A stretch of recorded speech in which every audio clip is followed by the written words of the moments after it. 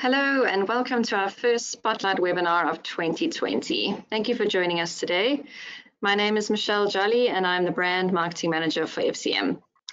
Before we kick off, I would like to mention that we'll be leaving some time at the end of the presentation for Q&As. So please post any questions you may have via the chat window in the control panel to the right of your screens. A recording of the webinar will also be sent to you afterwards. I'm now going to hand over to our two presenters, FCM's Vice President of Innovation and Development, Stephen Pitcher, and Senior Consultant of Fourth Dimension Consulting, Mike Cox. They will be taking you through an intriguing study on traveler-centricity and providing an analysis on what the numbers are really saying. Over to you. Thanks, Michelle. Hello, everyone. This is Mike. We're going to go through, we have an hour scheduled. We may get through it a little sooner than that, but we're open for any questions as you go along.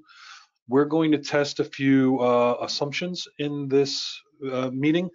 And as we go through, we hope that we're going to give you some information that will at least make you think, if not actually prompt you to make some potential changes. So again, I'm the Senior Consultant for Fourth Dimension Business Travel Services. That's FCM's in-house consulting firm. Stephen, introduce yourself as well. Yeah, hello everyone. I'm Stephen Pitcher. I'm our Vice President of Development and also handle product innovation. And I work for FCM Travel and I have worked for FCM for about 12 years now. Excellent. So let's move on. Get right into it. So in the consulting side of the business here where we are, we've been getting a lot of questions lately about travel policy and quite a few regarding road warriors. What kind of policy do other people have with road warriors? What should I do? With the assumption being that road warriors need special attention to prevent attrition, right? We need to improve their retention because they're our most valuable employees. They're out in the world representing our business, driving revenue for us. And we want to see what financially, where's our financial breaks? Should we offer more and what might that cost us in order to make sure that we retain them more? Because as we all know, having to hire and train new people is much more expensive than retaining them. So we left us with the questions, how do we measure productivity and employee retention? And does your company have a road warrior travel policy? When we went through, our assumption was, as I said, road warriors have more attrition than infrequent travelers. Stephen's going to share a whole bunch of data that we found. We did this for one or two clients that came up, and then we said, you know what, let's just do it for everybody. Let's do a big study on this and see what it looks like overall. All right, when looking at the next half dozen slides, you will want to determine if the trends you're seeing are mirroring your travel program. First, I wanted to explain the chart here. On the horizontal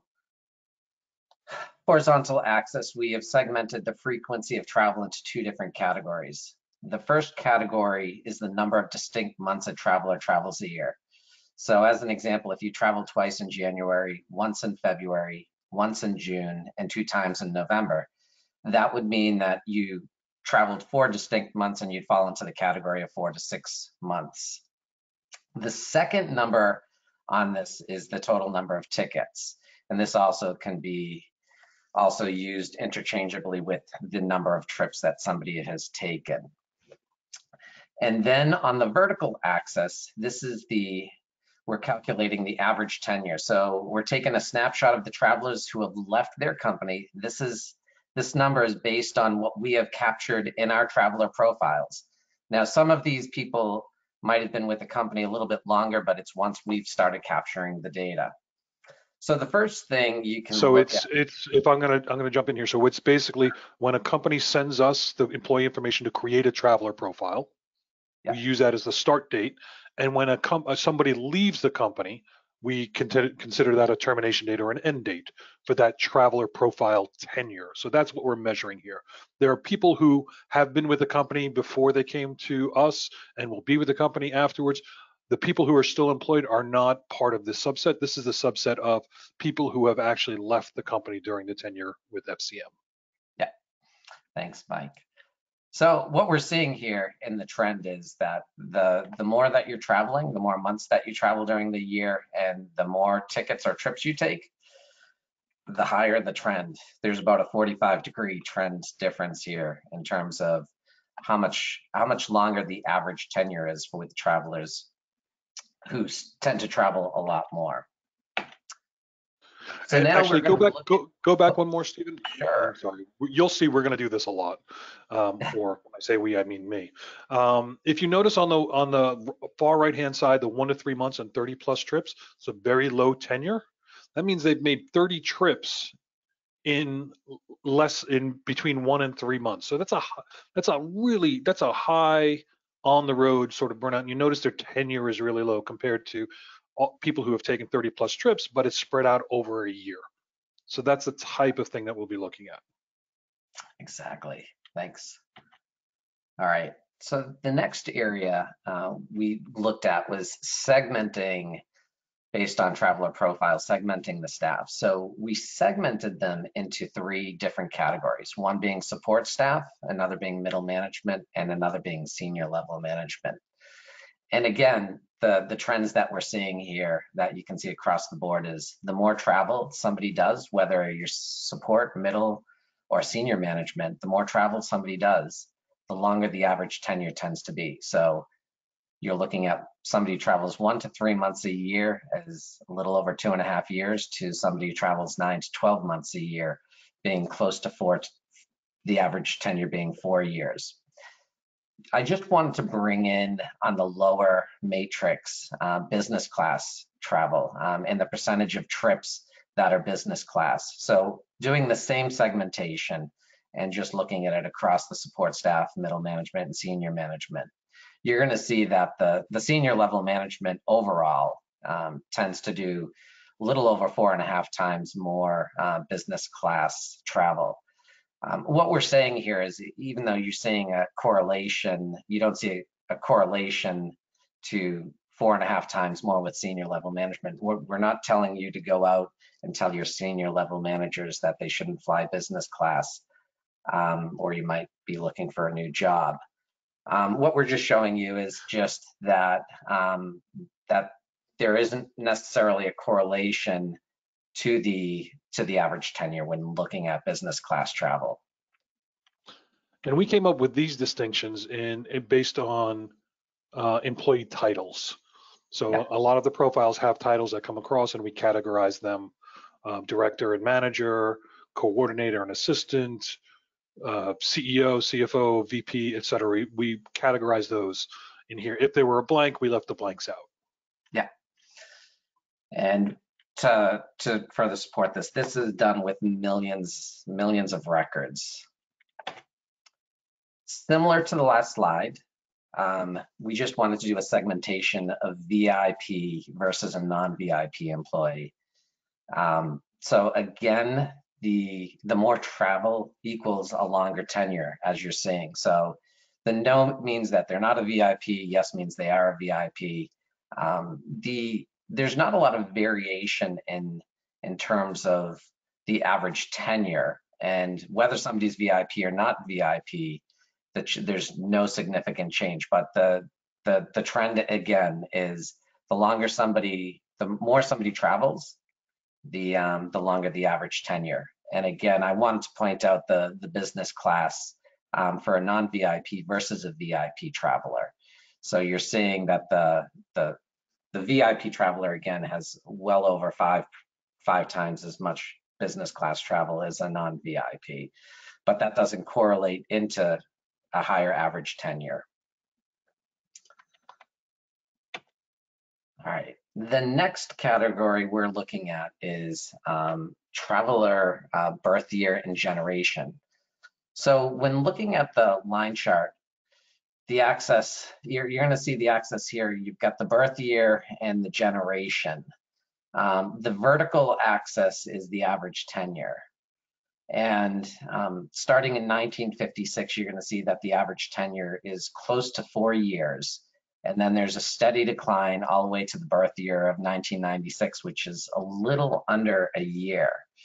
So What this does tell you is age does equate to a longer tenure. This is more than likely because younger people are still discovering what they want to be doing for work, or if they like their jobs, whereas people who are older have already figured out that the jobs that they like and where they want to be. Over to the right-hand side, I added a matrix, and this actually makes it a little bit easier to see. Again, looking at the travel months that somebody travels, starting in the lower corner here with the birth year being 1996 and seeing the average tenure and seeing how much people travel each month and how that goes across, and seeing that, again, the older somebody is and the more that they travel, the higher the average tenure is. And just to throw a little bit more into the mix in the middle of the screen here, I did want to point out the business class travel. So the baby boomer generation you're seeing has a 7.46% business class travel, whereas the Gen X is about a little over 4.5%, and the millennial is at 1%. The variation by generation is pretty significant, and typically, when you think about it, your baby boomers are probably and more than typically your longer term employees and your senior level management. And that's why the higher business class percentage is there. All right.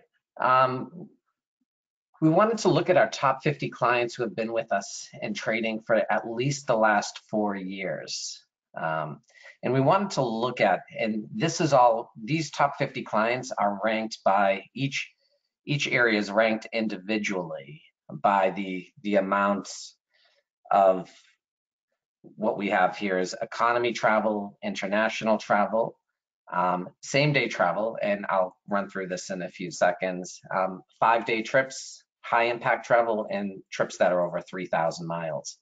So what you're saying is, meanwhile, this looks like a 23andMe output, right? Your DNA output, your DNA outline. So we find out you're 50% Delta. Sorry. We're gonna this will make more sense in a second. I think this is actually the more fascinating of the charts. So what you're seeing here is, the green is the average tenure being at the lowest and the red being at the highest. So looking at the trends, is economy travel impacting the average tenure? And you can see a mix amongst our top 50 clients. And not really a lot of trending here, but what you will see is that the average tenure does tend to be mixed with economy. The next we'll look at is international travel. And what we find here is the mix.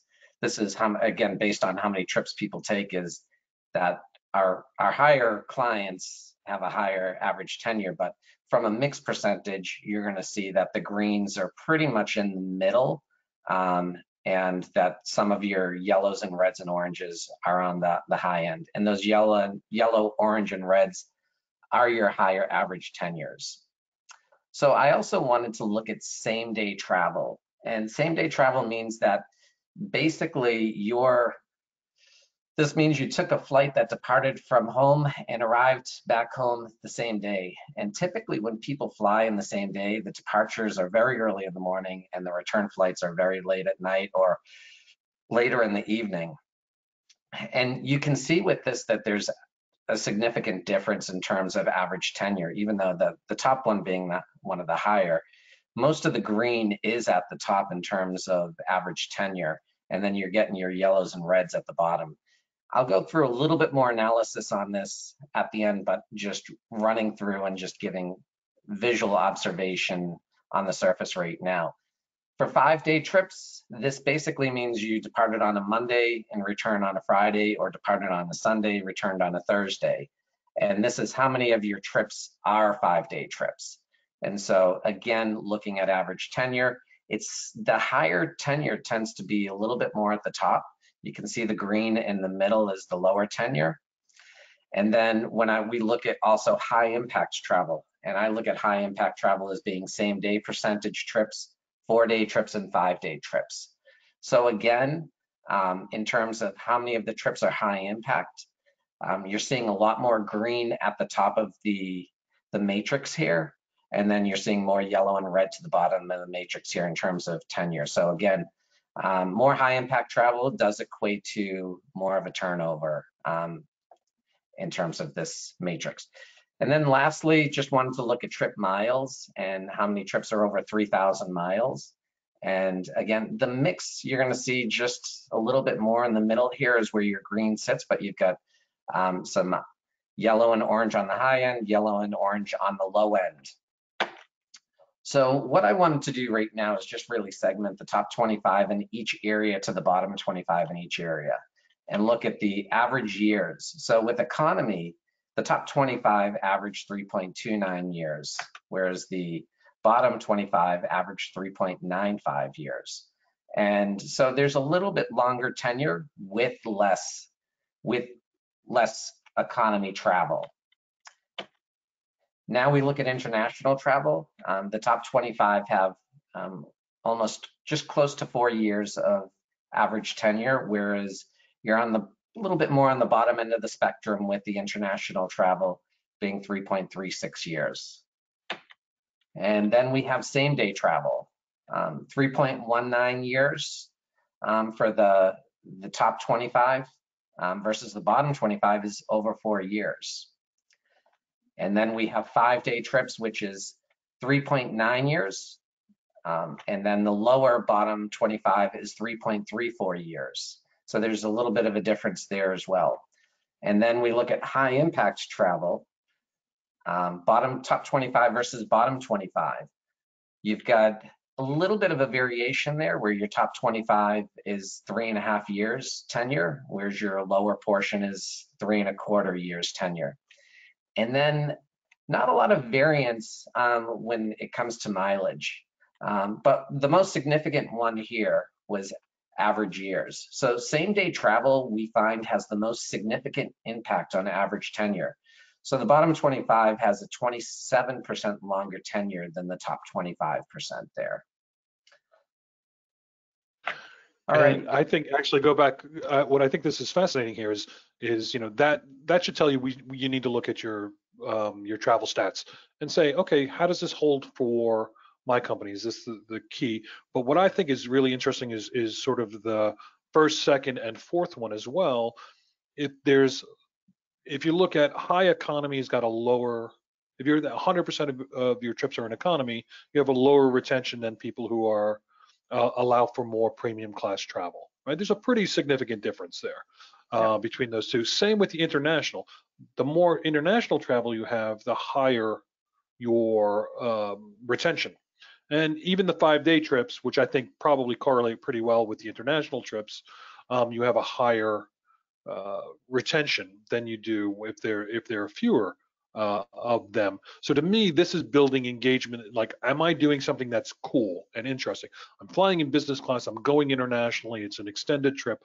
Those are the things that engage me with my job, that make me feel like I'm getting something, that make me feel, it's just an exciting thing, as opposed to I'm going, from Boston to Newark again today, and I'm going to do the same thing next week. Well, that's a little less of an engaging type of trip, and so you can see that impact on this burnout right here in the middle bar. All right. Next, lastly, we wanted to look at travel centricity in compliance.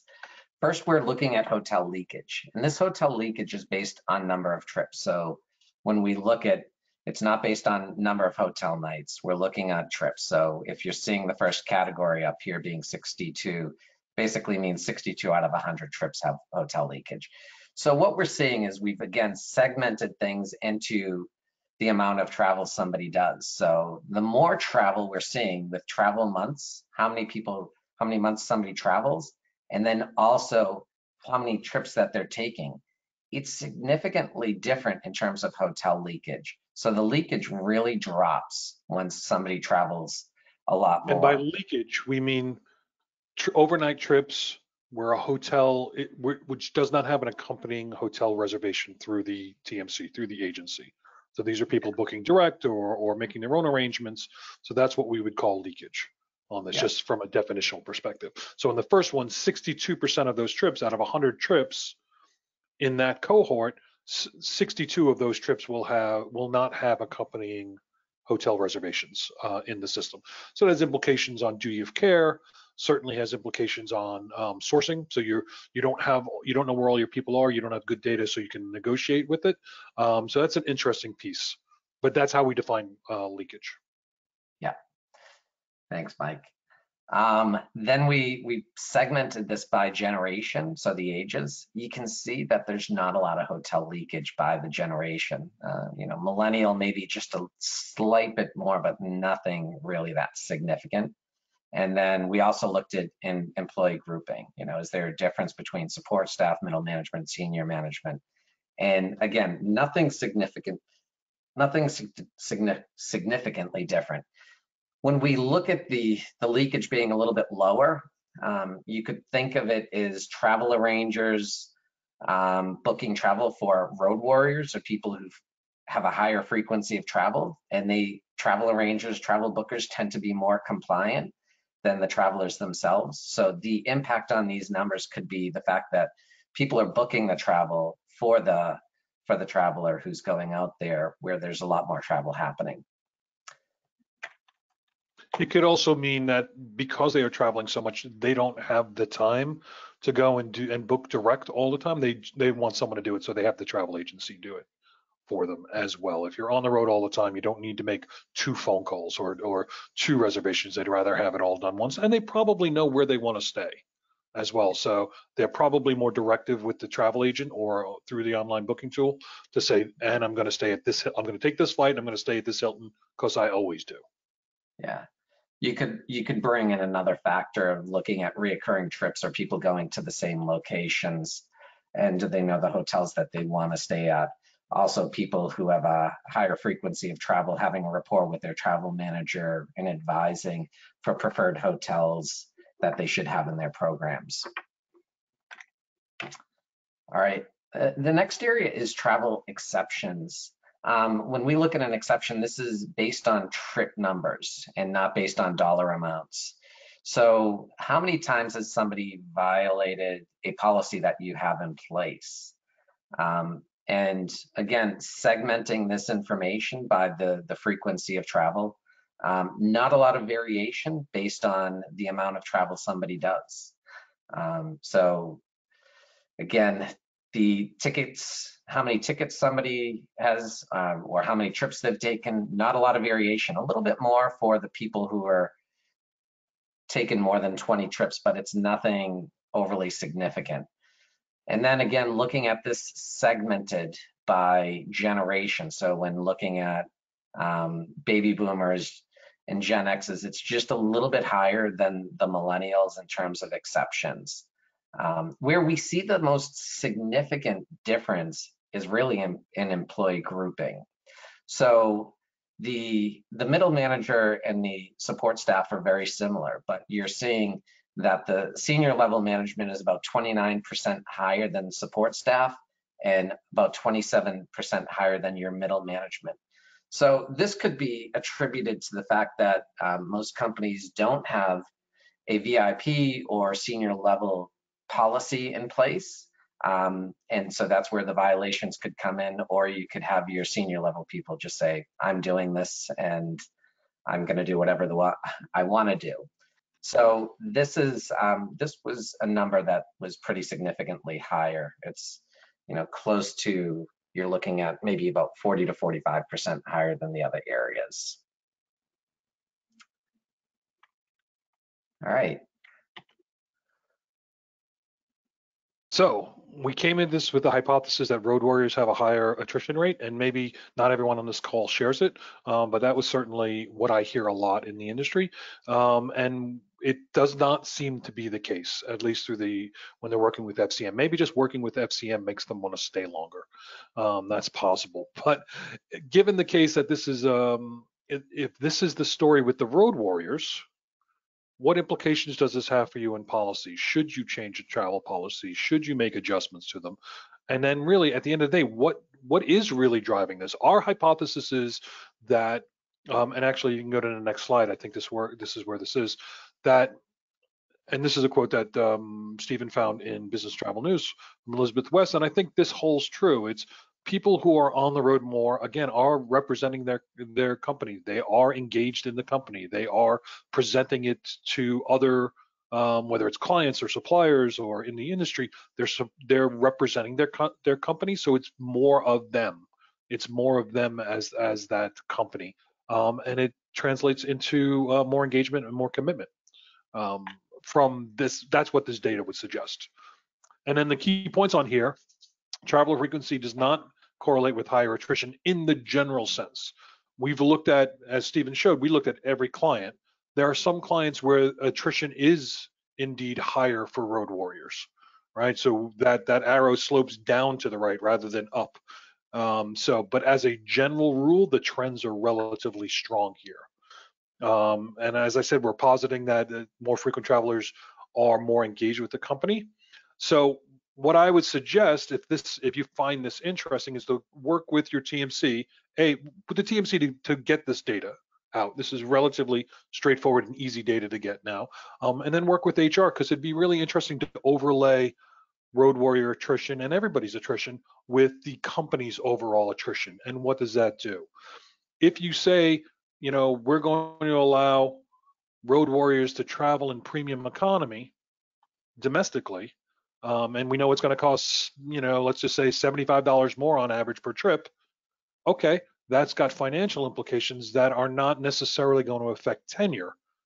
And that's okay. You may look at that as productivity. You may look at that as client traveler satisfaction, a whole bunch of other areas that are important. But you need to I would say, take a look at from a retention perspective, and then have a policy that reflects that. I would also, based on this data, which wasn't what we were looking for, but I would also review your same-day travel and really how many people are taking trips in and out, and what impact is that having on them, and how can we make their lives easier, because those are the people that we're seeing have a higher attrition rate, a lower retention rate based on this data.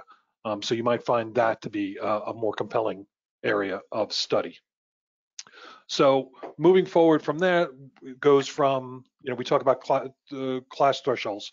So we're getting a lot of questions at the beginning of the year, end of the year, end of one year, beginning of a new. We're getting a lot of questions about policy, and specifically around class thresholds. Where are the lines? And how now we're also taking this road warrior information into play, because we're getting a lot of, it applies to thresholds for general population, thresholds for the VIPs, and then potential thresholds for the road warriors, which is what we were taking into account when we originally started this study. So now what we've done, just while we're going through all this data, we wanted to overlay a survey we did of FCM's top North American clients. These are clients typically multi-million-dollar travel budgets, multinational in scope, based in North America for the most part, or significant presence here in North America. And we got together during our client advisory group, and we asked them these questions. We asked them a whole bunch of questions regarding policy, but I included the ones here that are specific to class of service.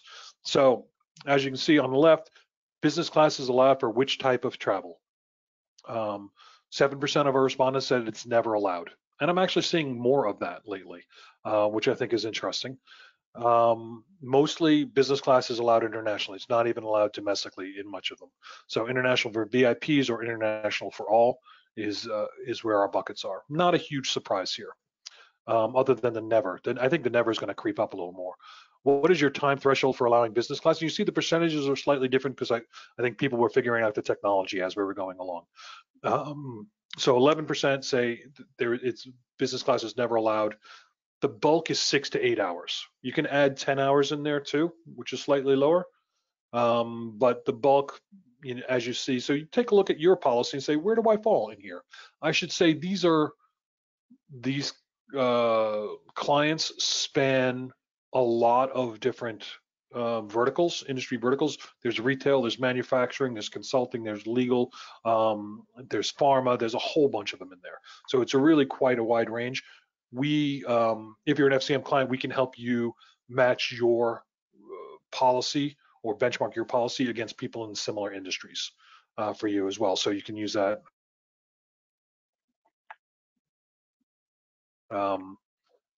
as more of a competitive term. We're hearing anecdotally more and more people are asking for, especially senior hires, asking for to see the travel policy before they agree to come aboard. Trends in premium economy. 7% said never. Those are really rough companies to work for. No premium economy, no business. And then close to 2/3 of them said international for all travel, and 30% of them said it's not even addressed in the travel policy. I think there's an opportunity to address it in the travel policy, especially with NDC coming, and you have all this merchandising, and you'll be able, and you can do it now. You can say $29 for even more legroom, or to get this Comfort Plus seats, or what have you.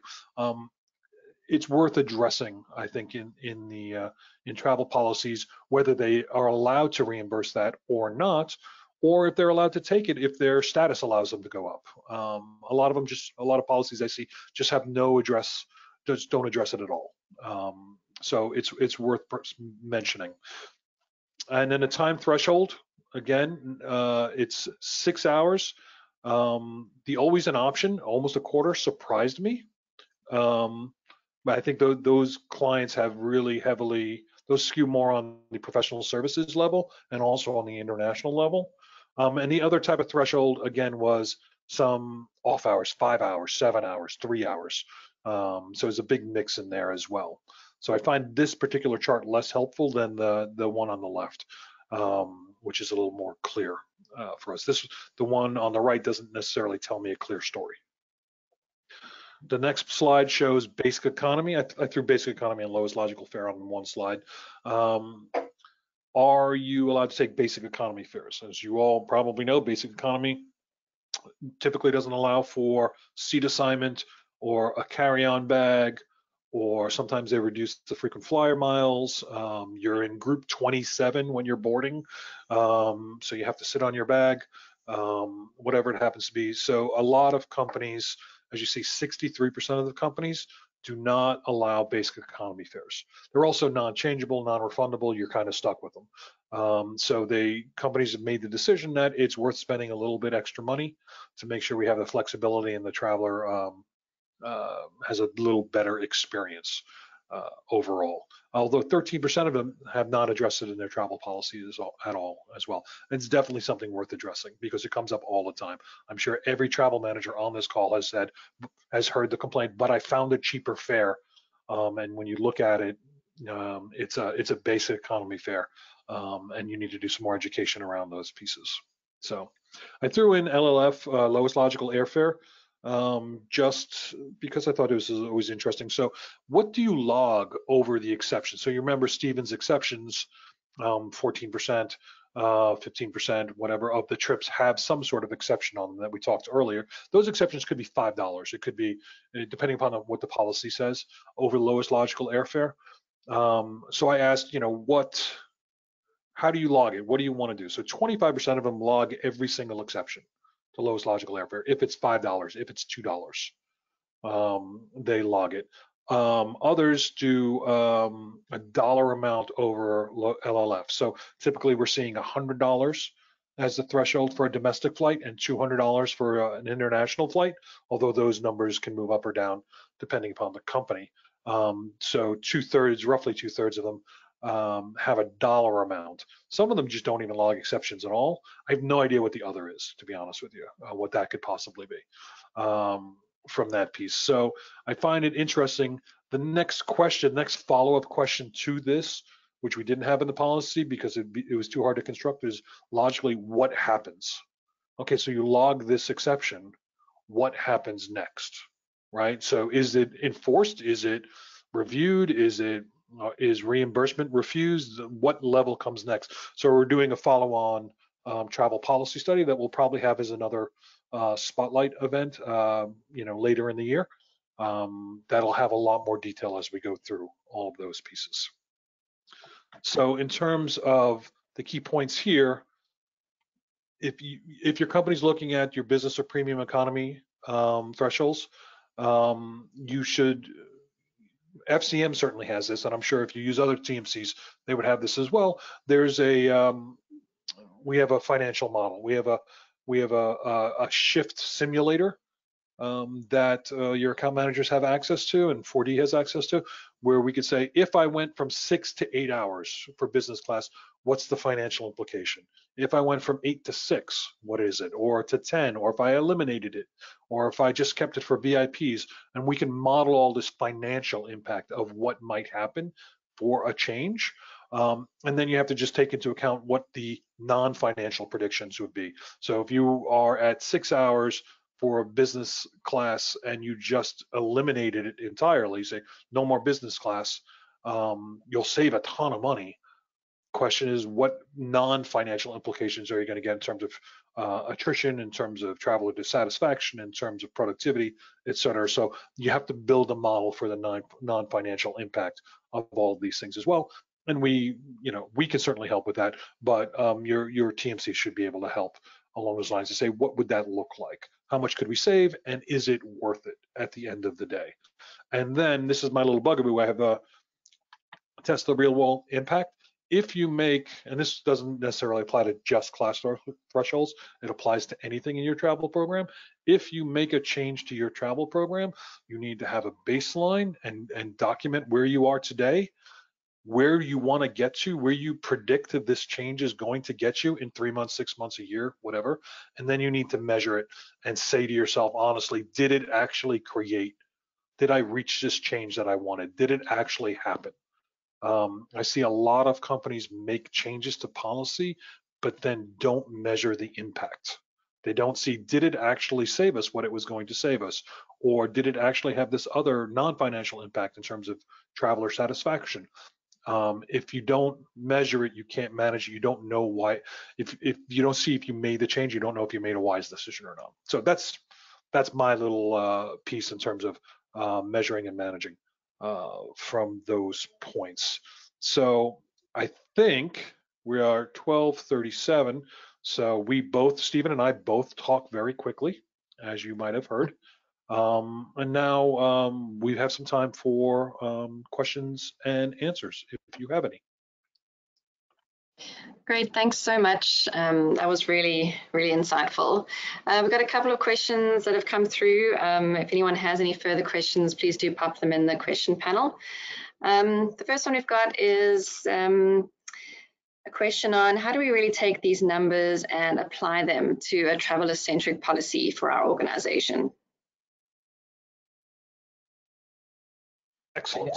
So just jumping in, I'll let Mike jump in afterwards on this. I don't think that these are statistics that we've derived from these. There are other factors that you have to consider when determining policies and the impact of the employees. So what doesn't shine through here, you're not seeing is, like with things like same-day travel and the attrition rates, or the trips is, how many sick days, what's the lost productivity. So there's statistics behind the scenes that we don't necessarily have that I think need to be factored in, that you could work with your HR department to factor in some of the statistics. But it's not just to take our statistics, what we've put into this presentation, and not consider the outlying factors outside of these statistics, like, productivity and sick days, or anything that might impact, the business as an overall. And also segmenting these numbers a little bit more. We don't have the exposure to revenue generation travel. Who are the travelers who generate revenue, and the attrition rates for revenue generation travel, and should we look at things like that? So this is more of a statistical analysis to give you more insight, but there's deeper insight that has to be derived from this as well that we can't do, but we can help you with.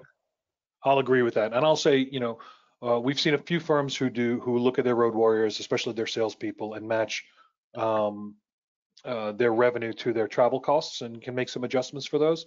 We also see some that have service techs. So if you're in a service, say manufacturing industry, and you manufacture a particular unit and somebody needs to go out and fix it because it's broken, Obviously, that's a very fast, it's a low advanced purchase, might be a same day trip.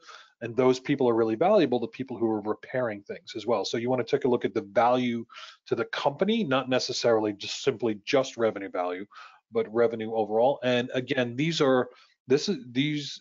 data that we've shown on Stephen's charts are all FCM clients, and there's a wide variability. If you go down into client by client, it goes up and down. So I would recommend looking at yours specifically and trying to think of what can we do to make the traveler experience better that balances the financial implications of, let's say, changing class thresholds appropriately.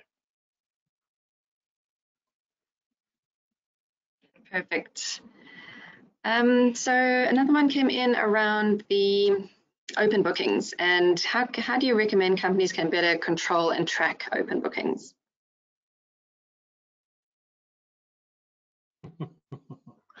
Well,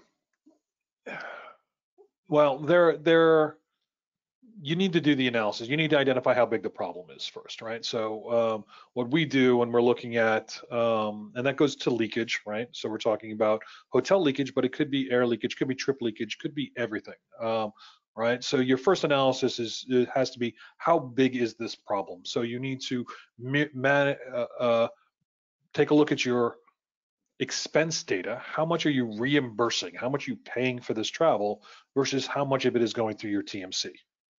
Right? Most companies are going to see, 92, 95% of the air volumes. And if you have a managed program, that it'll match up to your expense data. It'll never be exactly the same because you booked the trip one month, you took it the next month, you expensed it the third month. So, you have to, if you're not comfortable with data ambiguity, you really shouldn't be in corporate travel. But you'll get close enough. I think that the hotel and the car rental piece is where you're going to see a lot of leakage. And part of the question we always ask is why, right? Why are people booking hotels outside when I'm already talking to the agent or I'm already on my online booking tool? Why do I feel the need to go to the Ramada website to book my night in Teaneck, New Jersey? A lot of that has to do, in my opinion, with seeing the property. I want to see what it looks like. I want to look at the pictures. I want to get a feel for it, which may or may not come through entirely on the online booking tool or even with the agents. So I think that actually goes to why hotel leakage with frequent travelers is lower, because they know where they're going. They've already been there, right? So they don't need to go and look at the website anymore. They're more comfortable booking through the agent or through the online booking tool to drive that. Online booking tool, if honestly, if I could solve the online booking problem, we'd own this business, right? So it's an existing problem for everyone, and it's always been that way. The question is now we can identify it better, I think. And identifying better, we need to get to the root cause. And some of it is you will not be reimbursed if you book outside the program. Well, that's one way to do it. It's also there's a high administrative cost to that. And the other part is how do we solve that problem? How do we get them the information that they need or the comfort that they need so they'll book through the system and be comfortable? And I think that's really one of the bigger challenges that we have. And I don't have a clean answer for that. Stephen, can you answer this question for us? I was just going to jump in, and what we're seeing more and more is from our clients is they're sharing their expense data with us, and we're able to look at that expense data and identify opportunities where, like for the hotel leakage, where the leakage is existing. And part of that is to understand your travelers and understand, are they staying somewhere? Do they not like the program that we have in place for preferred hotels? Are we not giving them the best option for hotels?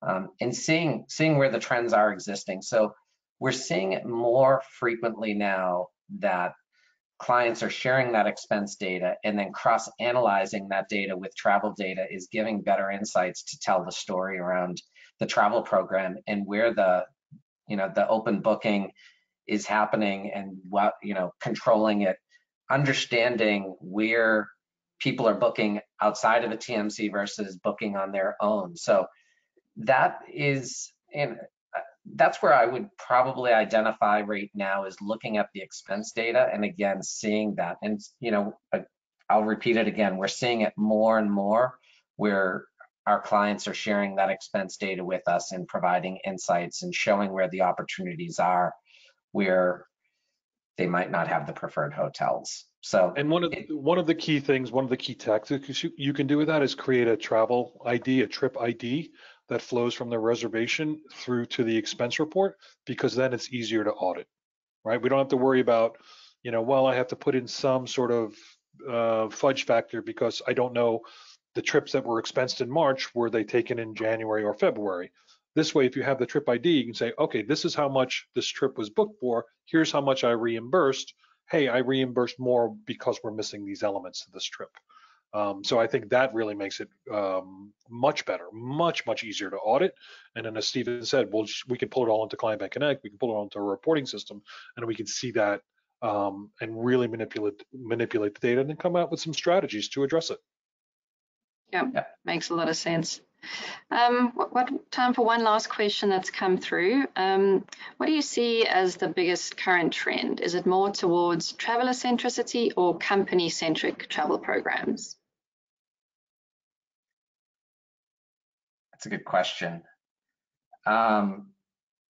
I think things are becoming more company centric. I mean, in terms of what I'm seeing is people looking at the bottom lines a little bit more than they're looking at the health and well-being of their travelers a little bit. In terms of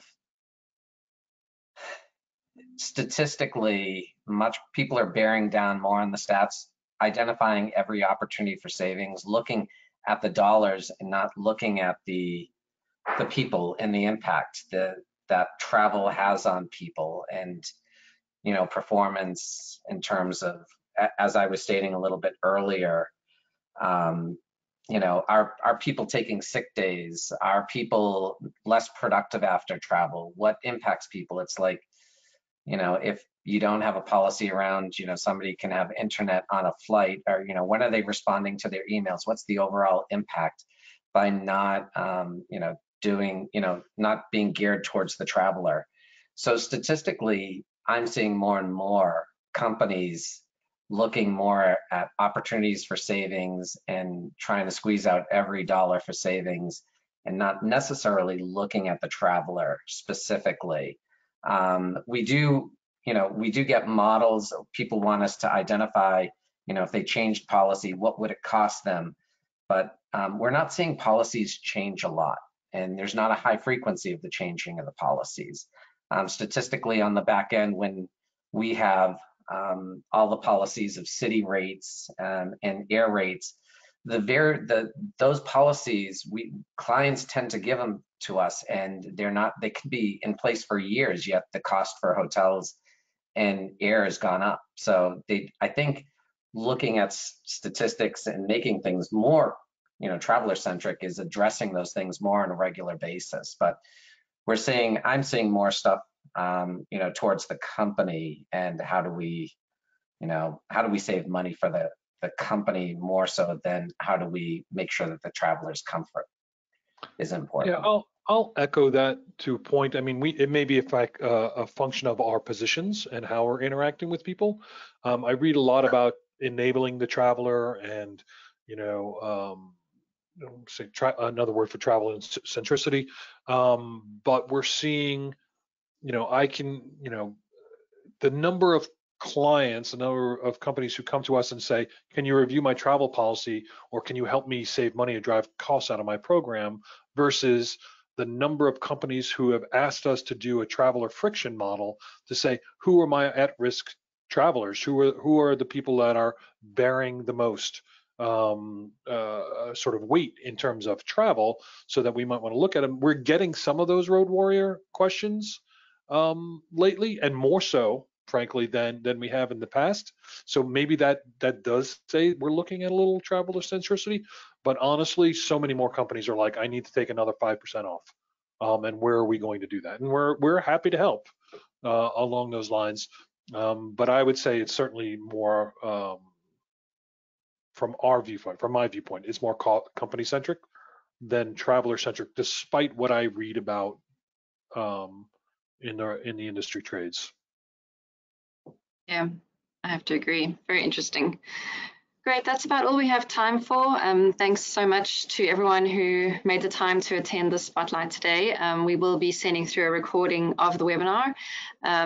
Thanks to our presenters, and that's it from us. Cheers for now. Thank you all. Thank you.